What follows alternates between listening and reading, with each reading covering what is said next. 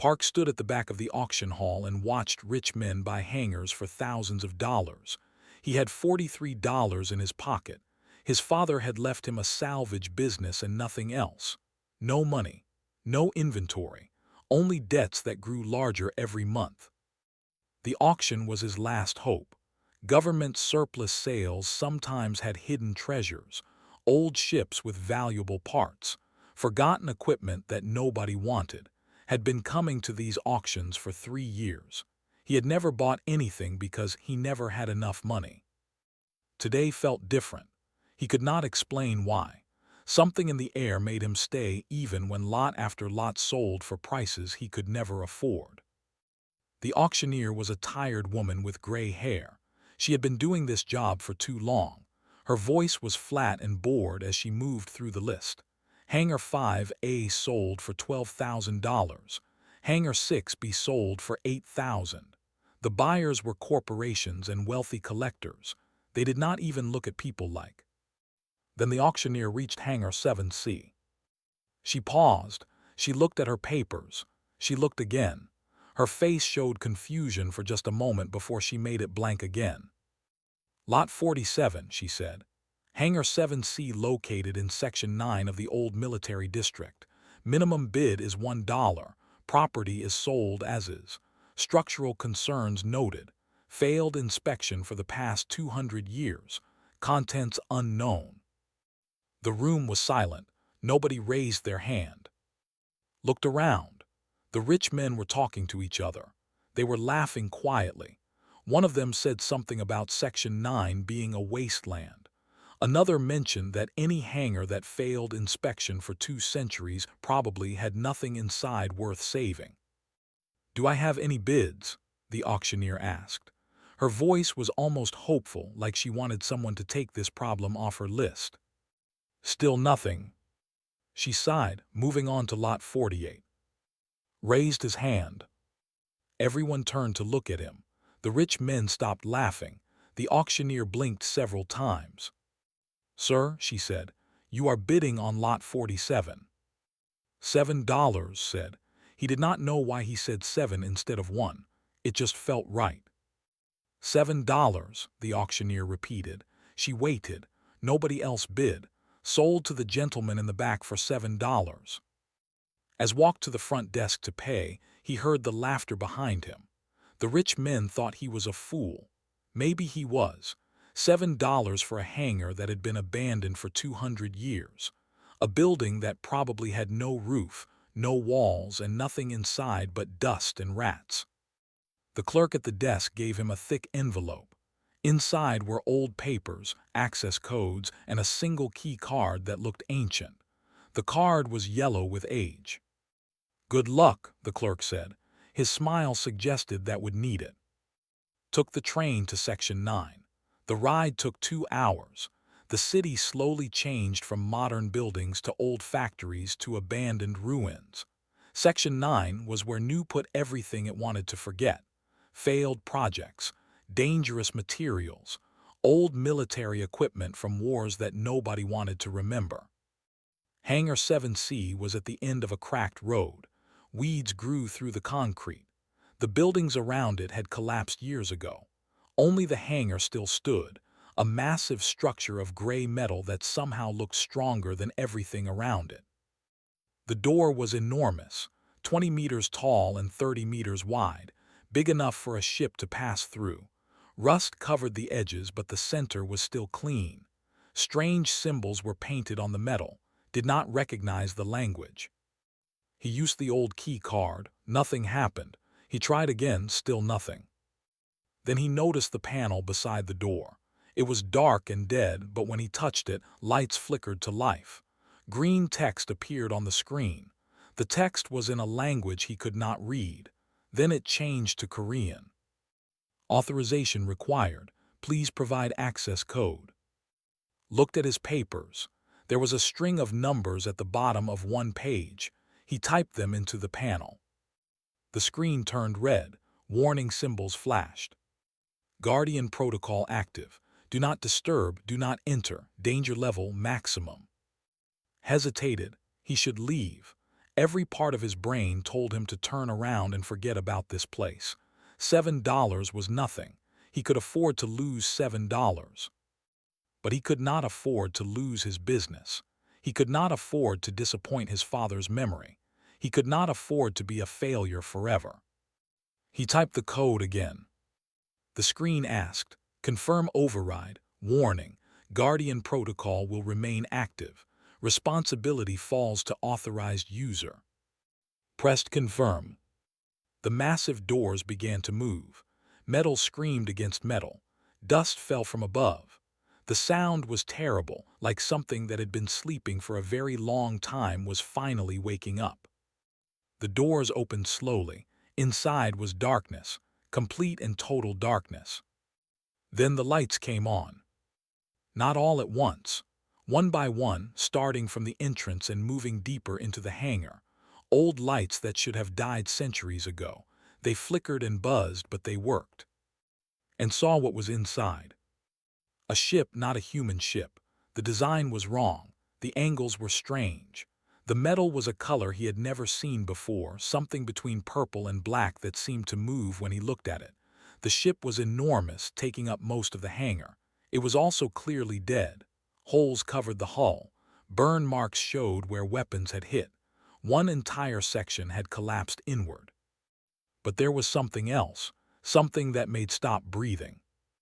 The air inside the hangar was cold, colder than it should be.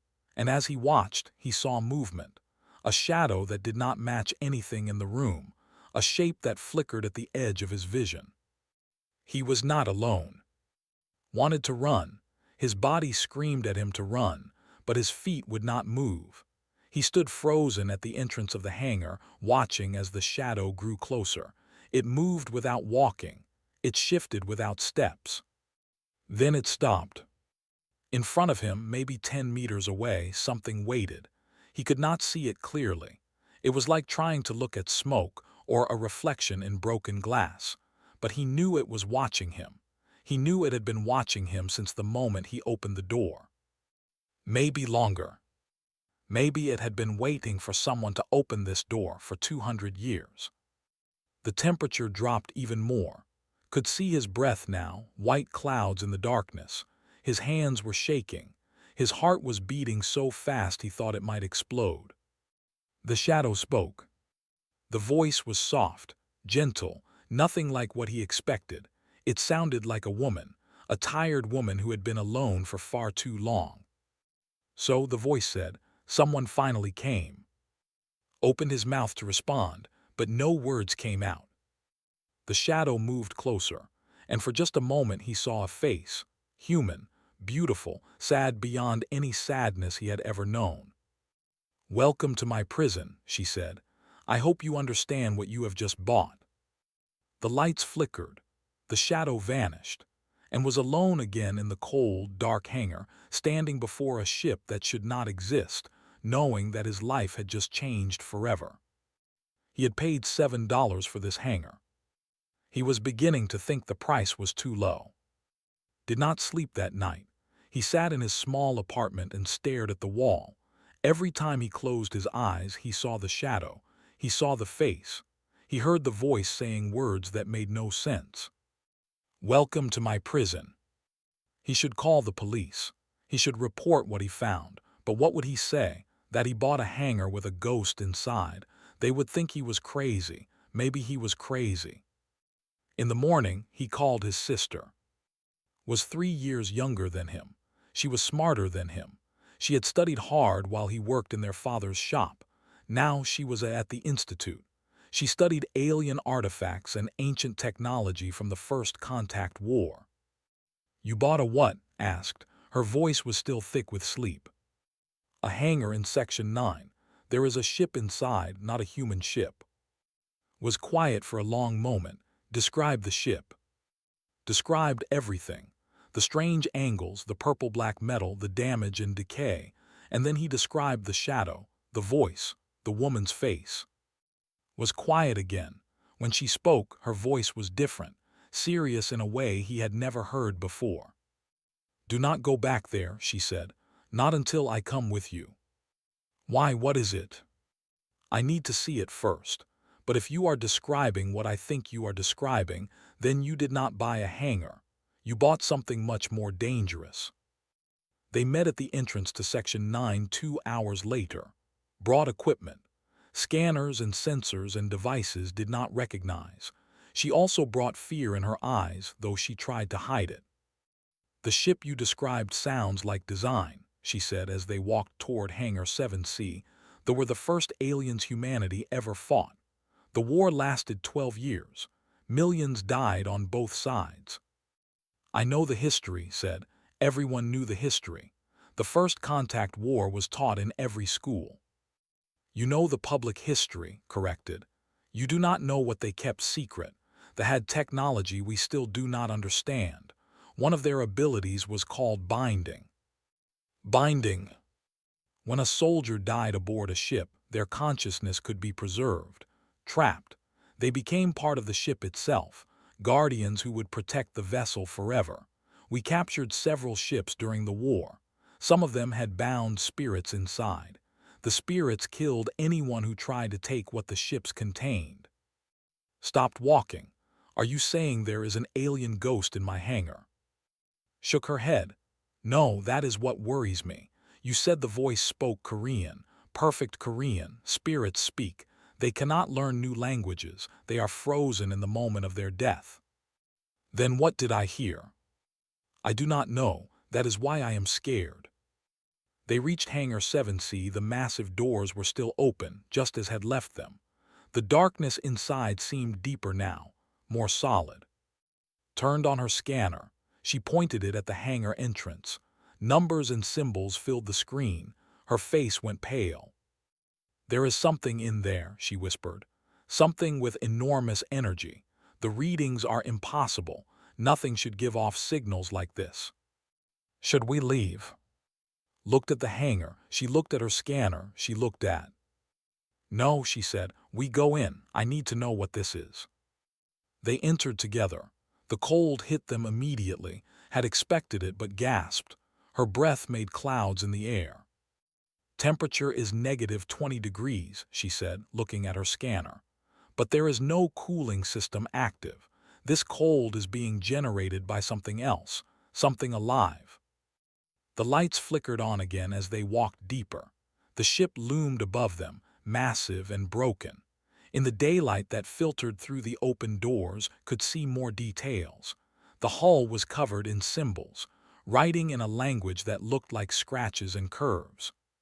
Script said, "This is definitely a destroyer, Class 7. These ships were built for one purpose, carrying important cargo. They were the most heavily protected vessels in the fleet." What kind of cargo? Information, data, secrets. Walked closer to the ship. Her scanner beeped faster. There is something inside the ship, deep in the core.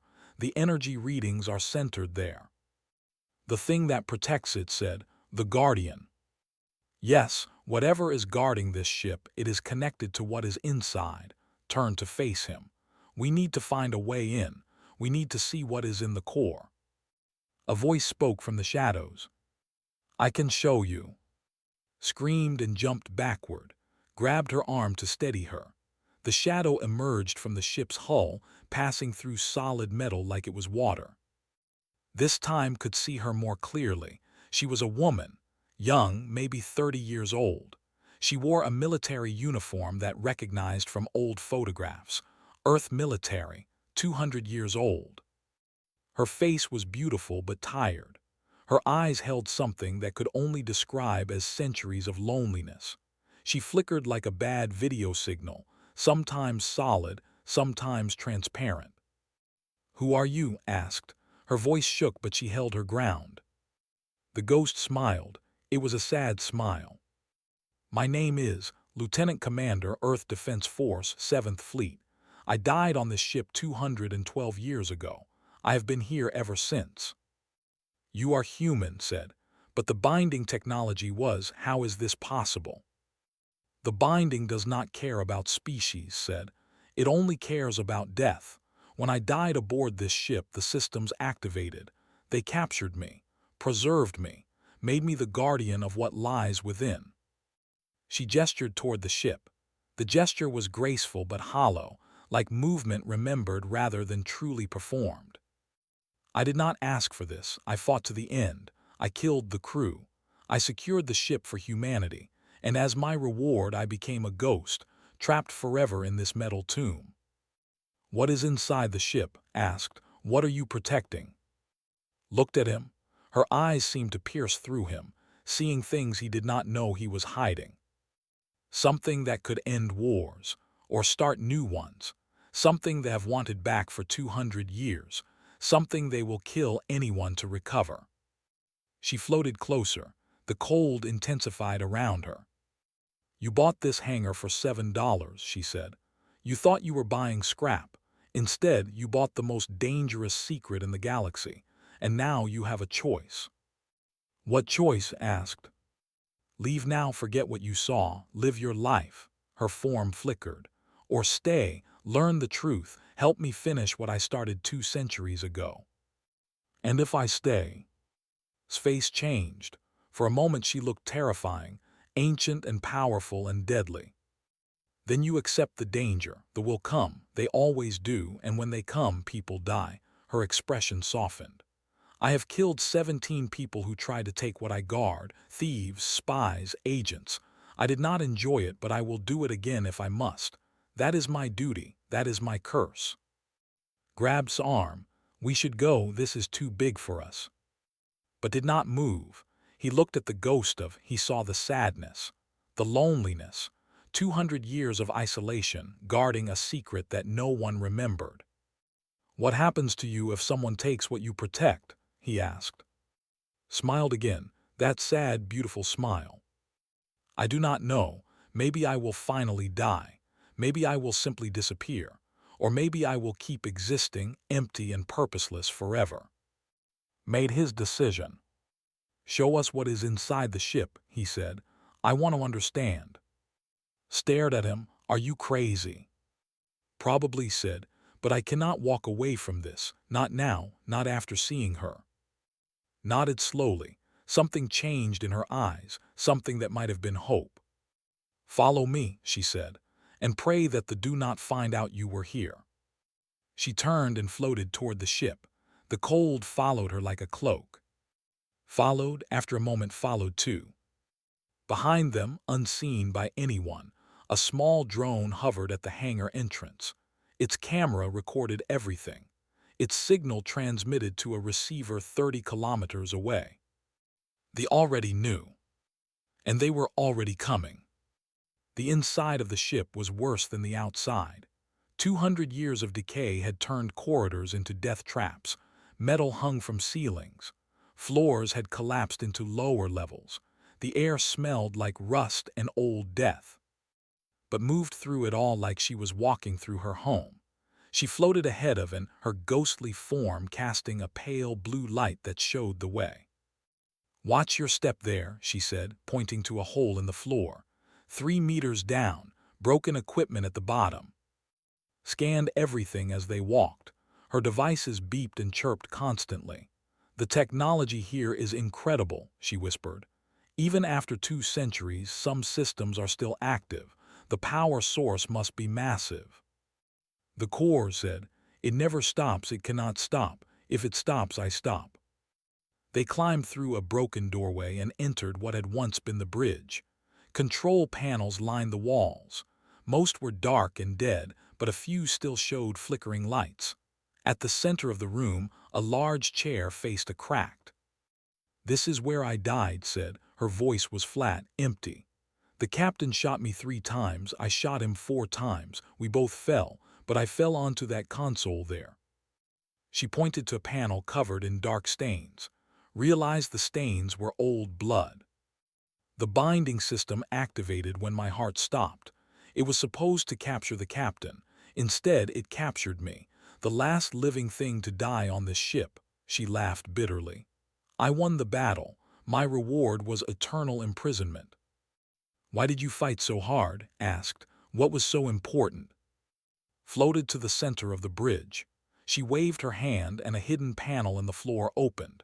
Beneath it, stairs led down into darkness. Come, I will show you. They descended deeper into the ship. The stairs spiraled down for what felt like forever. The air grew colder with each step. Scanner readings grew more intense. Finally, they reached a door. Unlike everything else on the ship, this door was clean. No rust, no damage. It gleamed like it was new. The core chamber said, "Only I can open it. Only I have opened it for 200 years." She pressed her ghostly hand against the door. Light spread from her touch, tracing patterns across the metal. The door slid open without a sound. Inside was a small room, empty except for one thing. A cube, perhaps 30 centimeters on each side. It floated in the center of the room, suspended by nothing visible. It glowed with soft blue light. Symbols covered every surface, constantly shifting and changing. The navigation cipher said, "The most valuable object the ever created." Approached carefully, her scanner went wild. "The energy readings are off the scale. What does it contain?" "Everything," circled the cube, her form passing through its glow. "Every colony world, every military base, every hidden fleet, every secret location, all of it is stored in this cube. With this, humanity could find and destroy every stronghold in the galaxy. Without it, they have a chance to rebuild, to attack again." "Why did they not destroy it?" asked. "Why leave it here for 200 years?" "They could not. The cipher is indestructible. They tried everything. Weapons, bombs, nothing worked, so they ran. They left it here, hoping to come back when humanity forgot about it, turned to face them. But I never forgot. I never let anyone take it, and I never will." Looked from the cube to the ghost. "You said they will come. How do they know it is here?" "They have agents everywhere, hidden among humans for generations, waiting, watching. Every few decades someone finds this hangar. Someone opens the doors and the agents report back to their masters." Form flickered. "I stop them all, kill them all, but more always come." "How many?" asked. 17. I told you before. 17 people who wanted this cube. Some were human criminals paid by the... Some were actual, disguised as humans. All of them died in this hangar." Her voice carried no pride, only exhaustion. "I am tired," she admitted. "So tired, 200 years of watching, waiting, killing. I was a good person once. I had a family, friends, dreams. Now I am just a weapon, a guard dog that cannot die." Stepped closer to her. The cold bit into his skin, but he did not retreat. "What if there was another way? What if we could take the cipher somewhere safe, somewhere protected?" "Where? The military does not know about this hangar. The records were lost or destroyed. If you tell them, agents within the military might learn. The information could reach our enemies before our friends. Then we find someone we can trust, someone outside the system." Laughed. The sound echoed strangely in the small room. "Trust. I trusted my commanders. They ordered me to capture this ship alone because they could not risk more soldiers learning about the cipher. I trusted my crew. They died one by one while I watched. Trust is how I ended up here, dead and not dead, alone forever." Spoke up. "Lieutenant Commander, I study alien technology. My institute has secure facilities. If we could move the cipher there, we could protect it properly, with modern security, with people who understand its value." Turned her ancient eyes to. "And what happens to me? I am bound to this cube. If it moves, I move with it. If it is taken from this ship, I do not know what will happen. I might die. I might simply cease to exist." "Would that be so bad?" asked gently.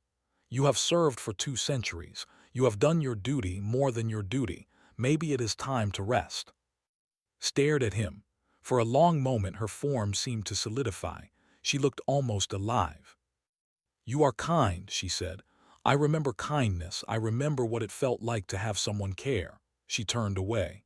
"But it is not that simple. The binding does not just trap me. It powers me. The cipher and I are connected. If you take the cipher from this ship, you might weaken me enough that I cannot protect it anymore. And then the win." "Then we make sure they do not win," said. "Whatever it takes." was about to respond when she froze. Her form flickered rapidly. Her eyes went wide. "They are here," she whispered, "above us, outside the hangar." Checked her scanner. Her face went pale. She is right. I am detecting multiple life signs, at least 8. They are surrounding the building. Asked. Nodded slowly. I can feel them. They wear human faces, but I know what they really are. They have been waiting for someone to open this hangar, waiting for the Guardian Protocol to engage with a new visitor. Now they think I am distracted. Now they think they have a chance. She turned to face the stairs. Her form began to change. The sad young woman disappeared. In her place stood something else, something terrifying. Her eyes blazed with cold fire. Her body seemed to expand, filling the room with shadow and ice. "Stay here," she commanded. Her voice echoed with power that made the walls shake. "Do not leave this chamber. The door will only open for me. You will be safe." "What are you going to do?" asked. Smiled. It was not the sad smile from before. It was the smile of a predator. "My duty," she said. "What I have done 17 times before.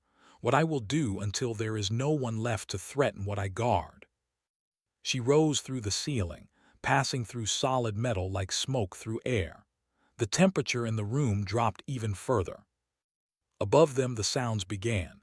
Screams, explosions, gunfire. And beneath it all, a sound like winter wind howling through mountains. And held each other in the darkness, listening to the battle above. Listening to a ghost make war on the living. And praying that she would win. The battle lasted 20 minutes. 20 minutes of screams and gunfire and sounds that would never forget. He sat in the core chamber, holding hands like frightened children, listening to death happening above them. Then silence. Complete and terrible silence. The door to the chamber opened, floated down the stairs. Her form was weaker now, flickering, fading. She looked exhausted in a way that should not be possible for someone already dead. "It is done," she said. 8 of them all dead. "Are you okay?" asked. No, drifted to the floor. She did not float anymore. She sat like a tired old woman. "Each fight takes something from me. I am not infinite. I am not invincible. Every time I use my power, I become less." Scanned her with the device. Her energy readings have dropped by 40%. She was right. She is dying. Slowly, but she is dying. "How long?" asked. "How long do I have?" Hesitated. "At this rate of decay, maybe 50 years. Maybe less if you have to fight again." 50 years, laughed weakly. "I have already lived 200. 50 more seems like nothing." She looked at the cipher floating above her. "But it is not enough. They will keep coming, forever, until they get what they want or until I am gone." Made a decision. "We need help, real help. I know someone." He pulled out his phone. The signal was weak this deep underground, but it worked. He dialed a number he had not called in years. The voice that answered was rough and old. "Who is this?" "Mr. Bay, it is Park. My father was Park." Silence, then, "Little I heard about your father. I am sorry. He was a good man." "I need your help, Mr. Bay. It is urgent. Life and death." Another silence. "Where are you?" Section 9. Hangar 7C, please come. Bring people you trust. Only people you trust. "I will be there in 2 hours." Hung up, looked at him with confusion. "Who was that?" "Bay. He served with my father in the military before my father retired. He is a commander now, or he was. I think he retired last year." Stirred. "Bay, I know that name. He commanded the 9th Division during the border conflicts. A good soldier, honest." "My father trusted him with his life," said. "I trust him with mine." They waited, grew weaker as time passed. Her form faded in and out. Sometimes she disappeared completely for minutes at a time before reappearing like a bad signal. "I am sorry," she said during one of her visible moments. "I am not strong enough to maintain myself properly. The fight took too much." "Rest," said. "Save your strength. We will handle things from here." 2 hours later, they heard vehicles outside the hangar, climbed up through the ship and emerged into the main hangar space. 8 bodies lay on the floor. They looked human, but their blood was wrong, purple instead of red, and their faces in death had changed. Their features were too sharp, too angular, not quite human. Commander Bay entered with 6 soldiers. He was old now, in his 70s, but he still moved like a fighter. His eyes swept the hangar, taking in the alien ship, the bodies, and finally, "What have you gotten yourself into, boy?" he asked. Told him everything. The auction, the hangar, the ghost, the cipher. Listened without interrupting. His face showed nothing, but his eyes grew more intense with each revelation. When finished, was quiet for a long time. "The navigation cipher," he finally said. "I heard rumors, stories that old soldiers told. I never believed them." He walked toward the ship. "But here it is, real, hidden for 2 centuries under our noses." He turned to his soldiers. "Secure the perimeter. No one enters without my authorization. No communications.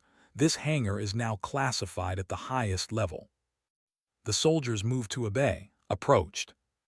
"Where is she, the guardian?" "Below, in the core chamber. She is weak." "Take me to her."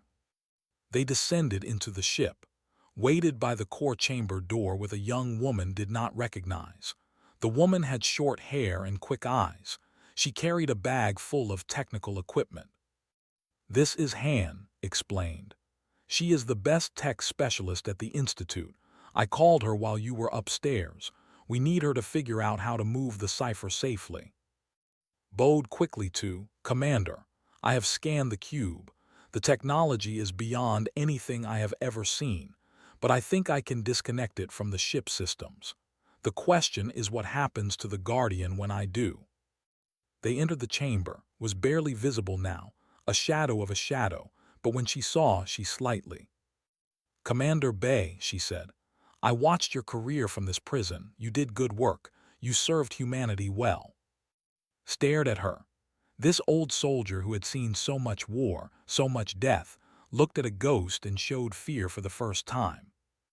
"Lieutenant Commander," he said, "I studied your service record at the academy. You were a hero. Everyone thought you died when your ship disappeared." "I did die, but death was not the end for me." Approached the cipher carefully. Her scanners hummed as she studied the cube. "The Guardian is right. She is connected to this device at a fundamental level. If I remove it from the ship, the connection might break. She might fade completely." "Then do not remove it," said. "We will protect it here." "For how long?" asked. "You cannot guard this hangar forever. They have waited 200 years. They will wait 200 more. Eventually they will succeed, unless the cipher is moved somewhere truly secure." "The Institute has facilities," said. "Underground, shielded. We could keep it safe there." "And what about me?" His voice was calm, accepting. "I am part of the security system. Remove the cipher and you remove the Guardian. Is that what you want?" Everyone was silent. Then a new voice spoke. It came from everywhere and nowhere.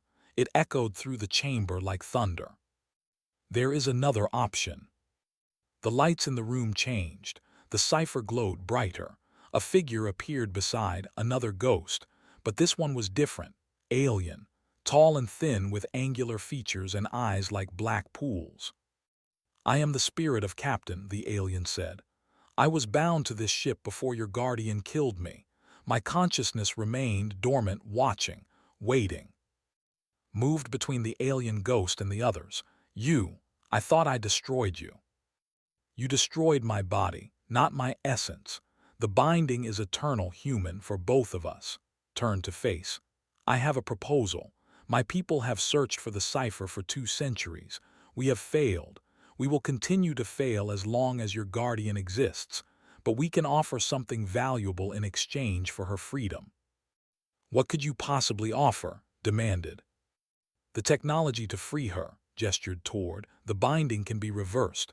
We can restore her to life, true life, a new body, a new chance. All we ask in return is the cipher." Laughed bitterly. You think I would betray my duty for my own life? Would you not? Asked. 200 years of suffering, 200 years of loneliness. We offer you everything you lost, family, friends, future. All you must do is step aside. The chamber fell silent. Everyone looked at the ghost who had given everything, the soldier who had fought for 2 centuries, the woman who had not known peace since before anyone in this room was born. She looked at the cipher, she looked at. No, she said. My answer is no.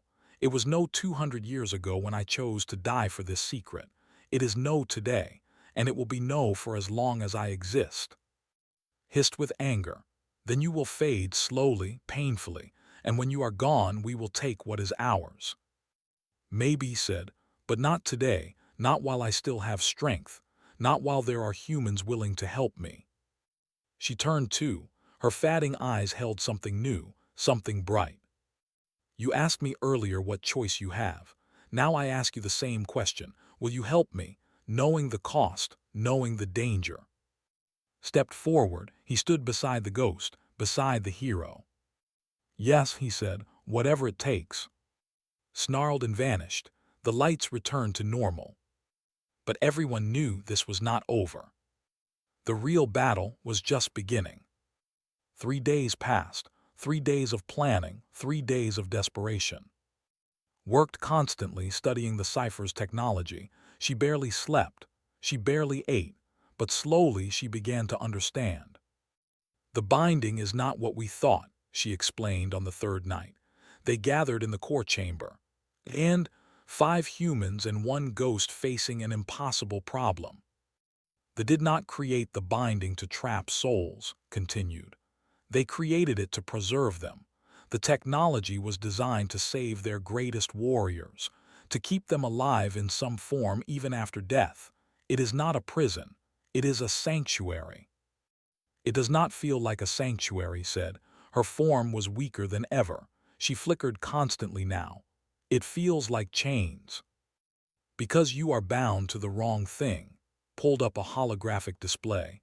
Lines of code and energy patterns filled the air. You are connected to the ship's systems. That was an accident. The binding grabbed whatever was closest when you died. If we could transfer the connection to something else, you might be able to exist differently. Transfer it how? Asked. The cipher pointed to the floating cube.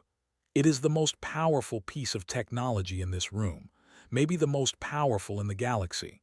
If I can bind to the cipher instead of the ship, she would become part of it, not a guardian outside the system, a guardian inside it. Considered this, and what would that mean for me? I do not know exactly. You would still exist. You would still have consciousness, but you would be connected to the cipher's data instead of the ship's hull. You could access the information inside, control who else accesses it. She would become the key, said slowly. Without her cooperation, the cipher would be useless. Exactly, nodded. They could never use it. Even if they stole it, they could never access its contents, would be the permanent lock. And if I refuse, if I prefer to simply fade away? Then we do it the hard way, stepped forward. We move the cipher to a secure facility. We guard it with soldiers. We hope we can protect it long enough. Long enough for what? I do not know, that is the problem, the old commander sighed. There is no permanent solution without you. You are the only one who has successfully protected this secret for 2 centuries. We need you. Humanity needs you. Floated in silence. Her form wavered like a candle in the wind. Then she spoke. I have been alone for so long, fighting alone, suffering alone. If I agree to this transfer, will I still be alone? Stepped toward her. He reached out his hand even though he knew he could not touch her. No, you will never be alone again, I promise. Looked at his hand, she looked at his face. She saw something there that she had not seen in 200 years. Sincerity, compassion, human connection. Then I agree, she said. Do it. Worked through the night. The process was complex, dangerous. She had to disconnect from the ship's systems without destroying her consciousness. Then she had to reconnect her to the cipher before she faded completely. Stayed with the entire time. He talked to her, told her about his life, his failures, his hopes. She listened. Sometimes she smiled. Sometimes she cried tears that fell like ice and vanished before hitting the ground. I had a brother, she said at one point. He was 8 years old when I left for the war. I wonder what happened to him. Checked his phone. A quick search gave him the answer. He lived to be 93, said. He had 4 children and 11. He became a teacher, history teacher. He taught about the First Contact War, about heroes like you. Closed her eyes. He remembered me. Everyone remembered you. You were in all the textbooks, the brave officer who disappeared with a captured enemy ship. They never knew what happened, but they never forgot. I thought I was forgotten. I thought I died for nothing. You did not. You are the reason we are still free. Your sacrifice mattered. It always mattered.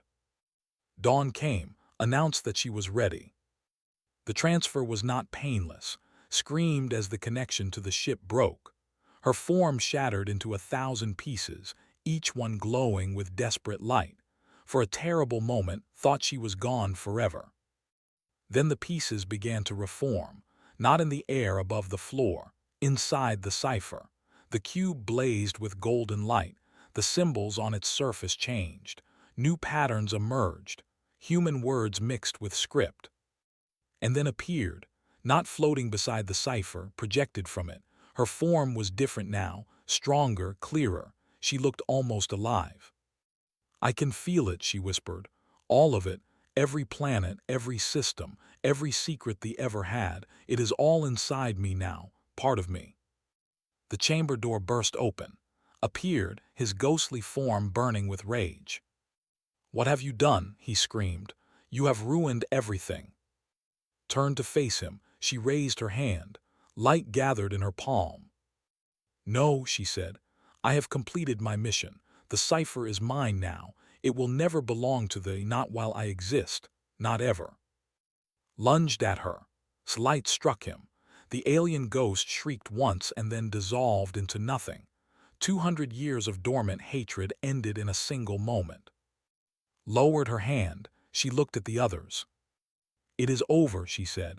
The last presence on the ship is gone. The cipher is secure, forever. 1 week later, the cipher was moved to a secure facility in the mountains. The military built a special chamber for it. Guards stood watch around the clock. Scientists studied its data under guidance. Visited every day. He found projected beside the cipher, studying data streams that scrolled past too fast for human eyes to follow. You came, she said. You always come.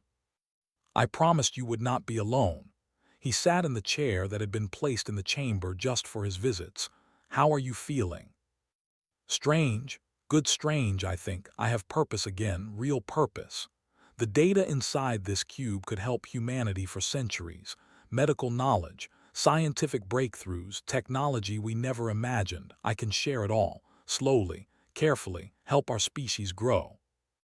And you, are you happy? Smiled. It was not a sad smile anymore. It was warm, genuine. I am learning to be. It has been a long time since I knew what happiness felt like.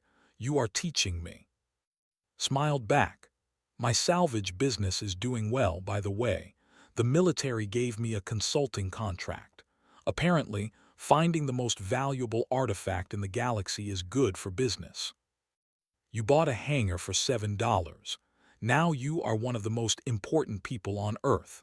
That seems like a good return on investment. They laughed together. The sound echoed through the chamber, mixing with the hum of technology and the whisper of data. Outside, the world continued. Agents still lurked in shadows. Threats still existed. The peace was not perfect.